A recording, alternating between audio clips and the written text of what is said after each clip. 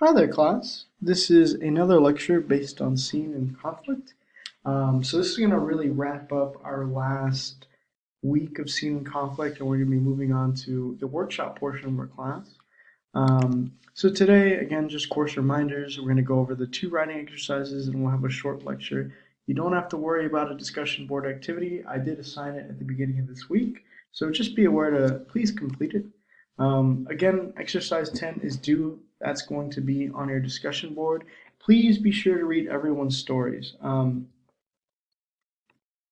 haven't been able to really think about how we're going to commence workshop. I will have an email sent out by, I think, the afternoon on Thursday, sort of thinking about how we're going to meet up, if we are going to utilize Zoom in any sort of capacity. But please be sure to read everyone's stories just in case. I want to see and talk to some professors that have more experience running online classes and online workshops to see how we can navigate that sort of space. So please be sure to read everyone's classes or stories because we might have online class on Tuesday.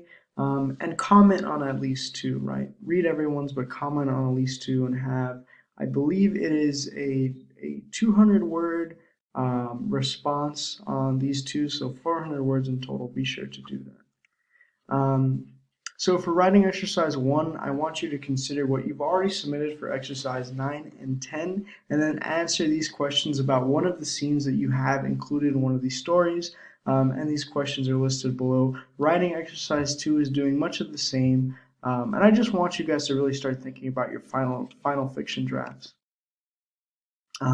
So we're going to be talking about scene and conflict, but really we're just talking about internalized conflict and how we demonstrate that through scene. So external conflicts at times can lack tension and unpredictability. So one of the things in the last lesson that I did talk about is how like fighting scenes and sort of like war scenes are a little bit overplayed in types of science fiction and fantasy literature. And the reason is this is it just lacks tension, right? It's very predictable. The hero is going to cut the villain in half, right? And it leads to boring stories. Um, Internal conflicts are based on who the protagonist is, and it's derived from the morals and ethics of the character. Okay, so an internalized conflict is based off of a protagonist that cannot have it both ways. I return back to that movie that we've discussed earlier called A Serious Man, where the central character, or the protagonist of the story, a Jewish man, is conflicted with his religion as a way of navigating sort of the existential and experiential problems and difficulties of his life, right? So it's difficult to become a really sort of pious Jew without sort of pushing aside these problems and these complications, right? So that is the sort of internalized conflict that is being demonstrated.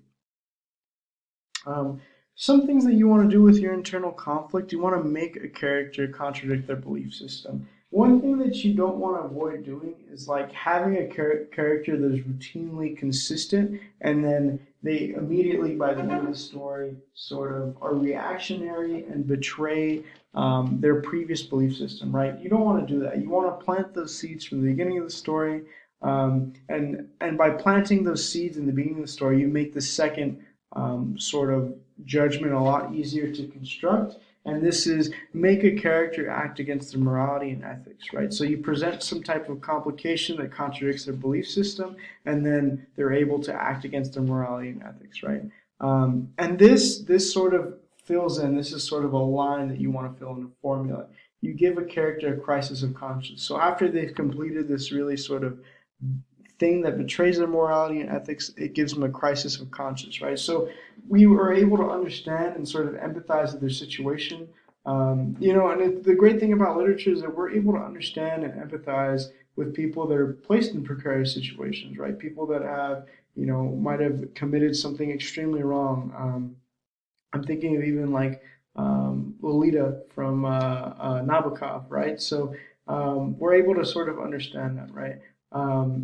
So one thing that I do want to point out is how powerful fear is as an emotion and how it sways someone's judgment, how it makes them sort of feel like a trapped animal, like a caged animal, and how that makes them lash out, right? And if you're able to conceptualize fear well within your prose, within your poetry, this gives us a better understanding of the character and the reactions that are based off of that fear. Okay.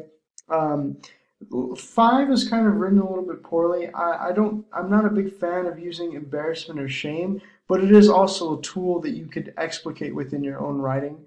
Um, Shame is a powerful motivator, and I think that displaying weakness within a character is very important. If you have someone that's constantly Superman, you get bored by it, right? You get bored. You need to see weakness because vulnerability is what makes a closer connection to a character in literature. And this kind of speaks to real life too, right? You're more vulnerable, people are more willing to connect with you. Um, this is writing exercise 2, much of the same. You're going to be answering these following questions based on exercise 9 and 10. All right, that wraps it up for class today. If you guys have any questions, please feel free to email me and be sure to do your assignments on the discussion board. Thank you.